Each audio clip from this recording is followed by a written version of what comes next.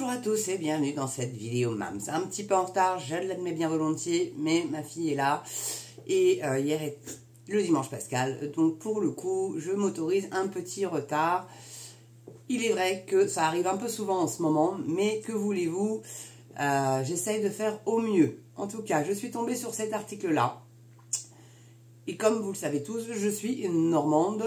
Et là, c'était TF1 Info qui a publié cet article-là.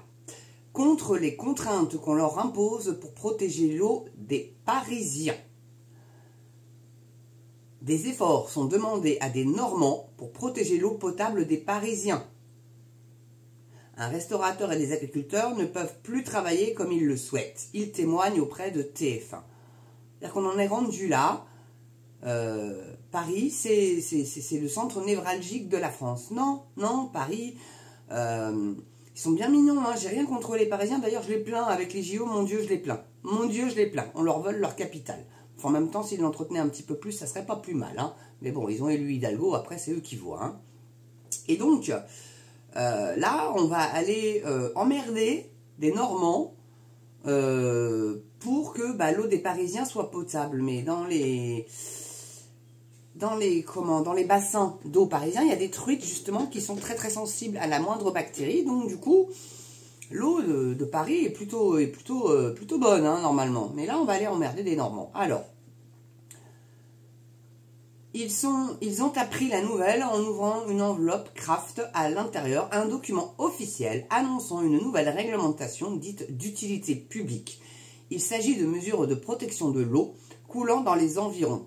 Plus précisément celle de l'Avre, rivière normande dont les autorités veulent préserver la pureté parce qu'elle alimente via un aqueduc les robinets des habitants de la capitale à hauteur de 15% des besoins des Parisiens. Bon. Est-ce qu'il n'y aurait pas une petite usine polluante dans le coin hein? Possible aussi. Et si c'est un affluent de la Seine, on sait tous... que son estuaire, c'est le Havre, et le Havre, au niveau des usines polluantes, au niveau de l'estuaire justement, c'est pas en reste. Donc c'est à eux, là, qu'on va aller demander des nouvelles normes. Donc, à Armentières-sur-Havre, dans le bocage, à la frontière de l'Eure et de l'Eure-et-Loire, ces contraintes aux conséquences très locales passent mal.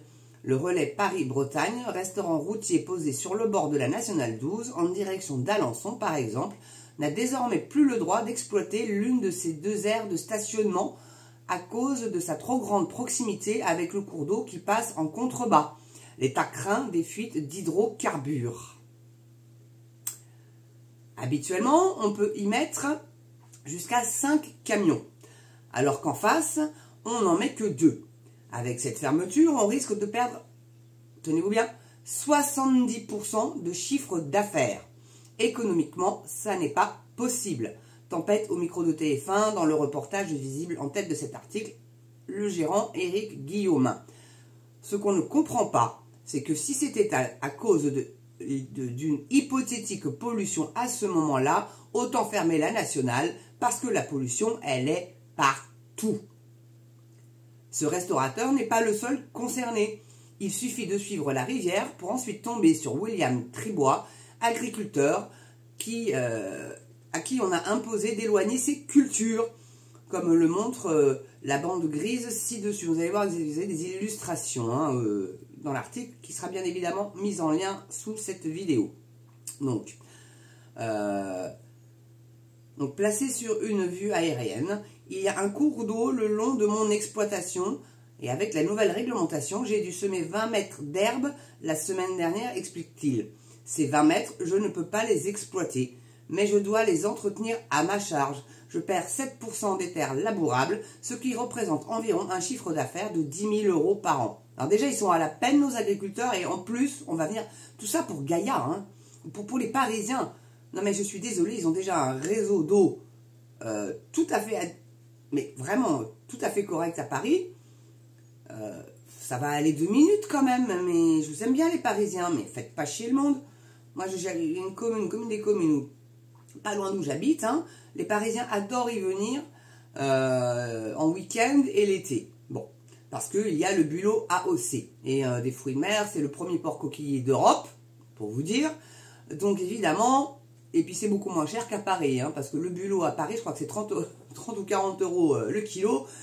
Chez nous, avant, il était à 3, bon, il est passé à 13, 15, parce que bon, bah, il y en a de moins en moins, parce que l'eau se réchauffe un petit peu, ça ne migre pas, ça se terre sous le sable. Et comme on ne veut pas abîmer les fonds marins, bon, bah, il y en a moins, voilà, bon, bref.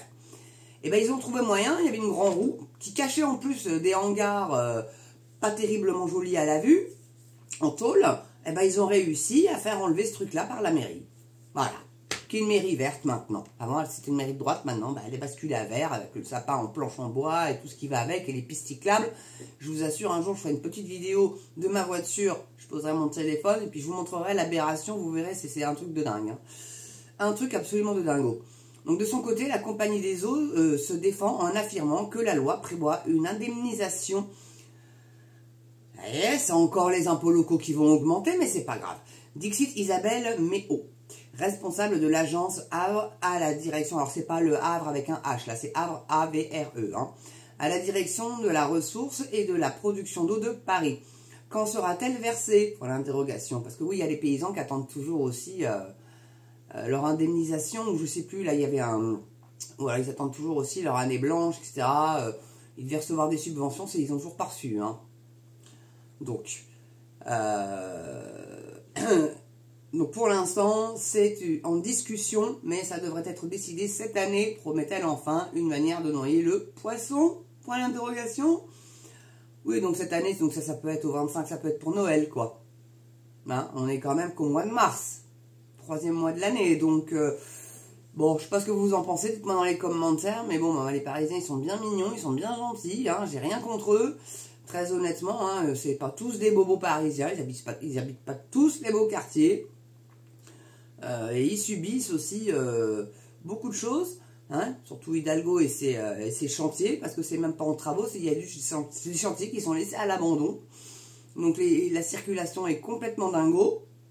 Et il y a le Parisien qui a fait un article là-dessus, là, bon, j'avais pas l'entièreté, mais des touristes américains et anglais. Oh, Paris, c'est beau, c'est propre, on peut circuler facile. Ah bon? Bah dis donc, c'est un scoop. Donc ouais, le Parisien, c'est pas Monsieur Arnaud qui possède le Parisien, puis maintenant il possède Paris Match, je crois. Donc bon, voilà quoi. Hein, oligarque macronard. Non, non, Paris, tout est beau, il n'y a pas de rats, il n'y a pas de surmulot, il n'y a pas de punaise de lit, il n'y a pas tout ça. Puis c'est propre, c'est super propre. Et puis on ne se fait pas agresser sur le champ de Mars, les joueurs de bonne touille, il n'y en a plus, oui. Ils sont tous allés foutre dans des cars pour vers Orléans. Puis j'y suis aussi dans un autre article que je n'ai pas en entier non plus, donc je ne vous le lis pas, mais je vous le mets en insert ici. À Rennes, et puis dans des villes bretonnes. Voilà, mais ils sont dans des vieux hôtels, limite désaffectés, enfin voilà quoi. C'est comme ça qu'on accueille en France, voyez-vous. Hein, pays terre d'accueil, ouais. Eh ben nom de Dieu, moi tu m'accueilles comme ça, je reste pas, hein, personnellement. Mais enfin, bon. Écoutez, fin de cette vidéo, merci de l'avoir regardée. Moi, elle m'a choqué, quoi, parce que bon, il faut toujours qu'ils arrivent à trouver, les verts pastèques, des raisons d'aller faire chier les agriculteurs ou les restaurateurs. Hein, en l'occurrence, là, c'est un routier. Les hydrocarbures, une fois que le camion il est garé, hormis fuite d'essence, je vois pas trop en quoi ça pollue, quoi. Ah, bon, bref. Voilà, bon. Merci d'avoir regardé cette vidéo. Je vous souhaite une belle journée ou une belle soirée. N'oubliez pas l'abonnement, le pouce, la cloche. C'est un petit peu en berne en ce moment. On n'est quand même pas encore 230 et quelques, je crois, pour atteindre les 2500. Ça risque d'être chaud pour le 5 avril. Je compte sur vous, hein, pour partager cette vidéo et faire découvrir cette chaîne à d'autres personnes qui pourraient susceptiblement s'y abonner. Et puis le petit don, la petite souscription, bien évidemment, hein, si vous le pouvez. Je vous réclame pas l'aumône, mais c'est vraiment pour aider cette chaîne à s'améliorer. Voilà. Un grand merci à vous d'avance. Mais le plus important de tout, mes chers amis, c'est portez-vous bien et prenez soin de vous. Ça, c'est essentiel. Allez, je vous embrasse et je vous dis à très bientôt pour une prochaine vidéo sur MAMS TV. À ciao.